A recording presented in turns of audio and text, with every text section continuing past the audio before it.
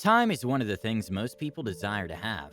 We want more time to do our tasks, more time to spend with our loved ones, and more time to do whatever we want. However, it seems that time easily slips in our hands and is never enough to do the things we should and want to do. So, how do we manage our time well?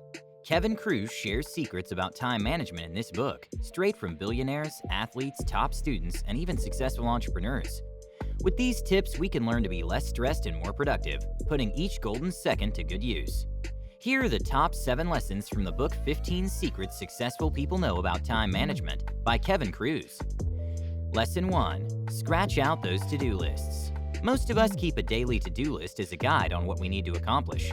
Admit it, doing so gives a sense of productivity, even though in reality, we don't tick all of it at the end of the day. One of the secrets in managing our time well is to stop writing those to-do lists and replace them with a more effective strategy, to block our calendars. To-do lists tell us what to do, but calendars tell us what to do and when. Blocking our calendars may sound like a lot of work, but the basic principle here is to set a specific time for every task and mark it on our calendars. If it's not on the calendar, it's not worth our time. Lesson 2. Overcome procrastination. Another secret to successfully manage our time is to overcome procrastination. This is easier said than done, but procrastination is one of the greatest obstacles to time management, so we need to find a way to overcome it. It is tempting to put aside work and binge watch on our favorite TV show, or prioritize what we want instead of what we have to do. One of the reasons why we procrastinate is a lack of motivation. Thus, to stop ourselves from procrastinating, we need to imagine how we could sabotage ourselves in the future once we put off doing important tasks. What would happen if we wrote that essay the night before the deadline, or if we pulled an all-nighter to prepare our business proposal? Once we imagine the worst-case scenario, if we keep on procrastinating, we would surely be on our feet, ready to get the work done. Lesson 3. Write it all down. Sometimes our task involves coming up with fresh and brilliant ideas, but it's not all the time that we can rely on our minds to quickly generate ideas. Sometimes ideas come after hours of brainstorming, and it sometimes comes like a eureka moment in the most unexpected places or situations. Thus, it would be helpful to keep a notebook where we could write all of our ideas. With this, we can secure these ideas and be sure that we won't let them slip out of our minds. Lesson 4. Use the 3-2-1-0 system. Another secret to managing time, especially when dealing with emails, is using the 3-2-1-0 system. Checking emails seems a simple task, but reading and responding to each can be time-consuming. According to a survey, employees usually spend 2.5 hours a day working on emails.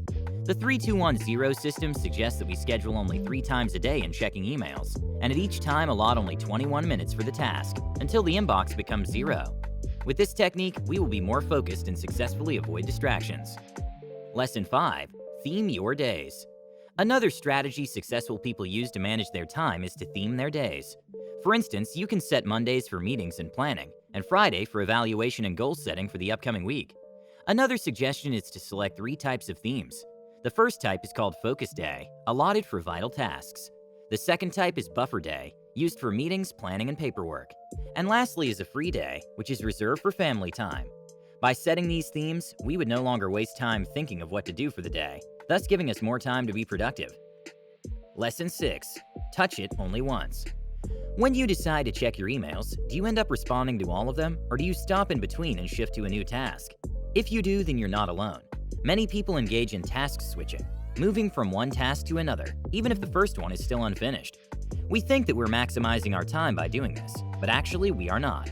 Experts suggest touching it only once, meaning whenever we decide to do something, we should be ready to finish it until the end. If we start writing that report, we need to finish it instead of stopping halfway through and returning later.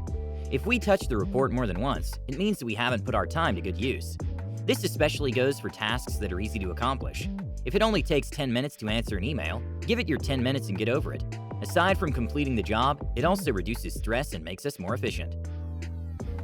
Lesson 7. Reduce meetings. Perhaps there's no work week without at least one meeting. Some organize meetings to discuss important matters, but some also schedule appointments for the sake of having one. When we find ourselves in the latter, we feel frustrated because we know that we've wasted several of our precious hours. To make the most of our time, experts suggest doing away with meetings as much as possible. If we can communicate a particular matter through emails or other means instead of meeting in person, we better use those channels. If we should call for a meeting, we must stick to the agenda to avoid discussing irrelevant matters that could unnecessarily prolong the discussion. We better think again when we plan to schedule a new meeting. In conclusion, this book is well packed with all the time management principles and techniques we can apply to get things done.